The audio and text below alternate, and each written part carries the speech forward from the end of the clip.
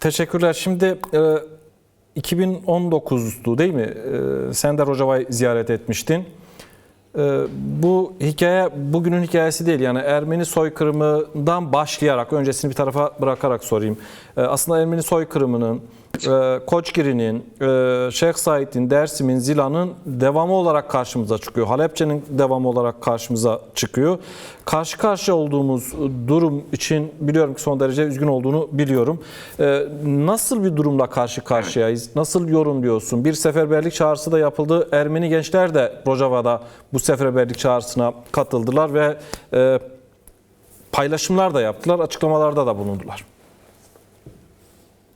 Erdal, her şeyden önce çok üzgünüm ve Kürt halkına dayanışma duygularıyla selam etmek istiyorum. Gerçekten oldukça zor bir sürecin içerisinden geçiliyor. Biz bazen seninle yayınlarda konuşuyorduk. Maalesef bu konuştuğumuz en kötü senaryolardan bir tanesiyle karşı karşıyayız.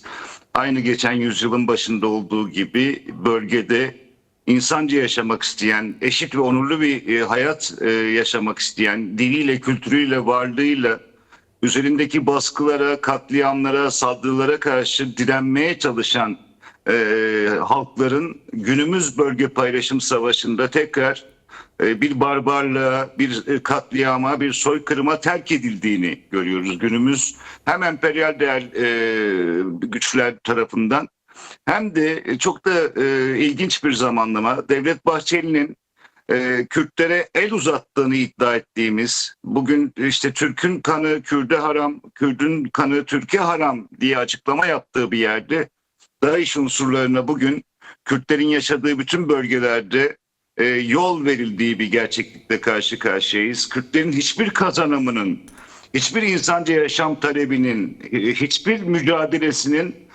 anlam ve değer taşımadığını ve gerçekten de hem iktidarıyla hem muhalefetiyle bugün Kürtlerin başına gelene sevinildiği bir dönemdeyiz.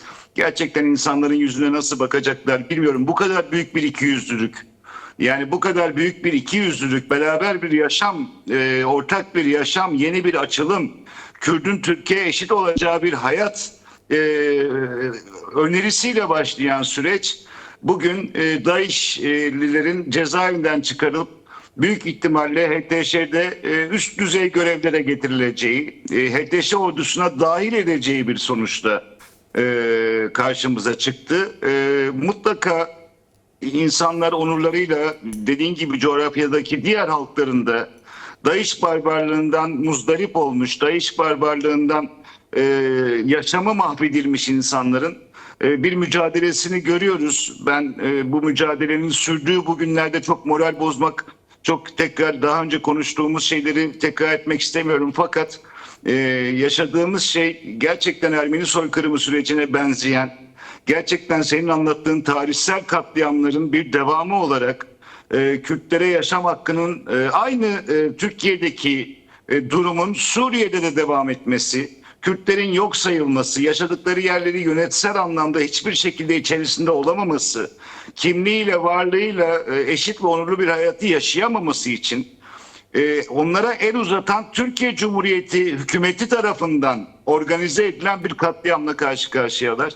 Gerçekten bugün dünyanın utanç günü, Türkiye'nin de utanç günü ve bugün Kürtlerin oyuyla bu Cumhur İttifakı'nın kendisini daha güçlü kılacağını söyleyip de süreci eleştirenler bugün AKP-MHP iktidarın Kürtlerin kanıyla daha vahşileşmesine alkış tutan da bir muhalefet görüyoruz. Bugün maalesef bununla da karşı karşıyayız. Yani Kürtlerin kanıyla bugün oturduğu koltuğu daha da perçinleştiren Erdoğan'ın muhalefete karşı dünyada hiçbir sorunla karşılaşmadan her türlü kötülüğü yapabileceği, bırak muhataplarını, Cumhurbaşkanı adaylarını hapse atmayı, onları kurşuna da dizse artık meşruiyet kazandığı bir gerçeklik karşısında Türk düşmanlığından Erdoğan'ın tarafına geçen, yani seküler olup da Türkiye'de seküler bir yaşamı, demokratik bir yaşamı savunanların bugün HTŞ'nin, DAEŞ'in barbarlığına alkış tuttuğu bir gerçeklikle de karşı karşıyayız. Nasıl bakacaklar ya yan yanı başındaki Kürt komşusunun yüzüne? Nasıl bakacaklar bugün mecliste Kürt milletvekillerinin yüzüne? Gencecik insanların infaz edildiği görüntülere, kadınların pazarlarda, kafeslerde satıldığı bir gerçekliğin günümüzde de tekrar uygulanmasına sevinen bir Türkiye'li muhalefet de görüyoruz. Hani Ermeni düşmanlığını anladık, Ermeni kelimesinin bir küfür olarak kullanılmasını anladık. Bir benzerini Kürt halkına layık gördüler.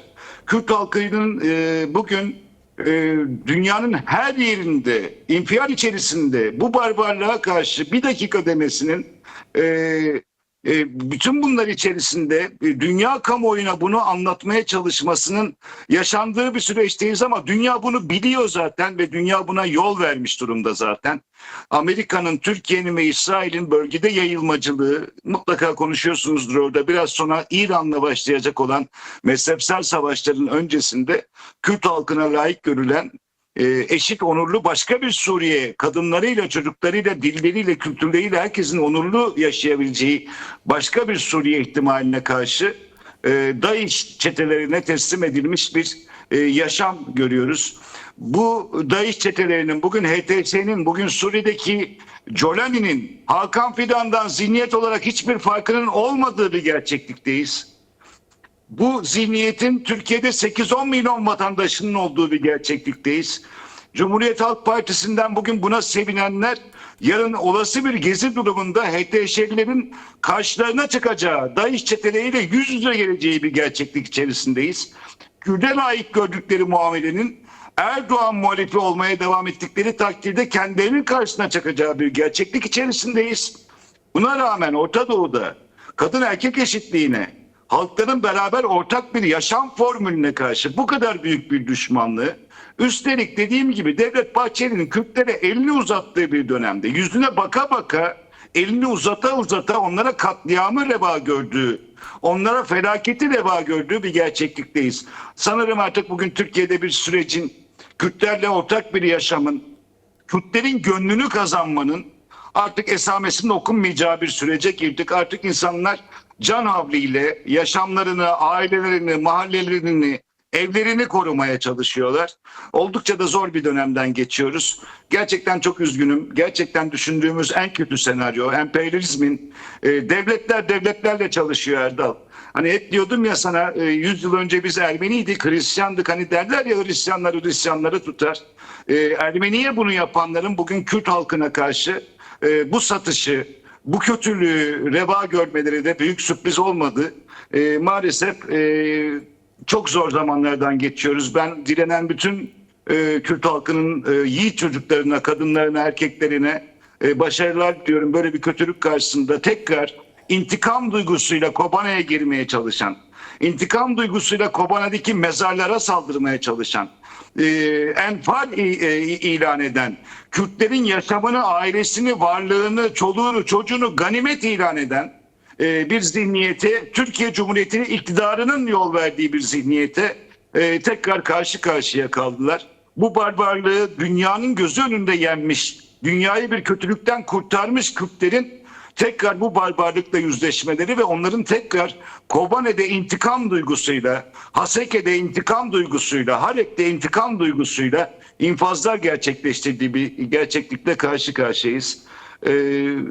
Ne diyeyim Erdal? Yani oldukça üzgünüm gerçekten. Belki şurayla bağlayıp öyle uğurlayalım Hayko Bağdat seni. Biz gittiğimizde orada Ermeni taburlarını görmüştük. Asuri-Süryani taburlarını görmüştük Rojava'da. Bir halklar bahçesiydi. Direnişten söz ettin. Kürt halkı, dostları infial halinde birçok kentte protestolar devam ediyor. Geçmişte de aslında Kobani özgürleşmesine, bugünlere gelmesinde çok büyük katkısı olmuştu. Burada aydınlara, sanatçılara, gazetecilere, toplumun önde gelen herkesine, yani burada ille de bir ünvan da aramıyoruz. Yani insan olmak yetiyor aslında. Bunun karşısında sessiz kalmamak için Rojava'dan gelen mesaj net. Diz çökmeyeceğiz bu kötülük karşısında. Yani onurumuzla ölsek de onurumuzla kendi topraklarımızda öleceğiz. Bu mesajı veriyorlar ve insanlığa da çağrıda bulunuyorlar. Bununla ilgili de birkaç yorumunu, düşünceni alayıp öyle uğurlayalım seni. Ya niye Kürt'e hep ölmek düşsün? Niye hep cenazelerdeki kalabalıklarla sevinelim? Biraz da düğünlerle, bayramlarla sevinsin Kürt yani. O bölgede Ermeniler, Süryaniler daha birkaç ay önce Süveyde'de 1200 Alevi'yi kestiler. Beyaz Saray'a çağırdıkları Colani barbarının emriyle. Düzcülere saldırdılar, Hristiyanlara saldırdılar. Ülkeyi teslim ettikleri barbarlık, cezaevinden çıkan IŞİD'lerin biraz sonra muhatap olarak onların karşısına çıkacağı insanlara Suriye'yi teslim ettiler. Ve bugün Kürtlerin bütün her yerde, dediğin gibi bölge halklarının da orada oluşturulan yaşam formuna inanan, burada kendisini iyi hisseden herkesin felaketidir. Bu sadece Kürtlerin felaketi değildir. Bu Suriye'deki Alevilerin de felaketidir. Suriye'deki Ermenilerin, Süryanilerin, Dürzilerin de felaketidir.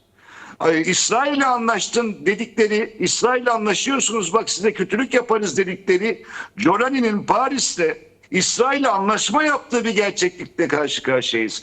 Kim emperyalizmle iş tutuyor? Türkiye mi, Kürtler mi? Türkiye Cumhuriyeti Devleti bugün hangi anlaşmalarla, hangi ilişkilerle, İsrail'le, Amerika'yla, hangi işbirliğiyle Kürt kanına elini uzatıyor, katletmeye devam ediyor yani? Bölgede yerelden bir yaşam formunu, herkesin kendi yaşadığı yerden kendini iyi hissedeceği bir yaşam formunu gittik gördük işte. Daha mı iyi bu Jolani yönetimi yani? Fakat emperyalizm buna bakmıyor. Erdal işte yani. Petrolüne, buğdayına, yarın öbür gün İran'la yapacağı savaşa, şuna buna yani şu anda biten bir şey yok. Yeni başlayan bir kötülükle karşı karşıyayız. Kürtlerin bölgede gücünü kaybetmesiyle, Kürtlerle beraber bölge halklarının umudunun sönmesiyle kim mutlu olabilir? Aleviler mi mutlu bugün orada? Dürziler mi mutlu? Seküler kesim mi mutlu? Yeni başlayan bir kötülükle karşı karşıyayız.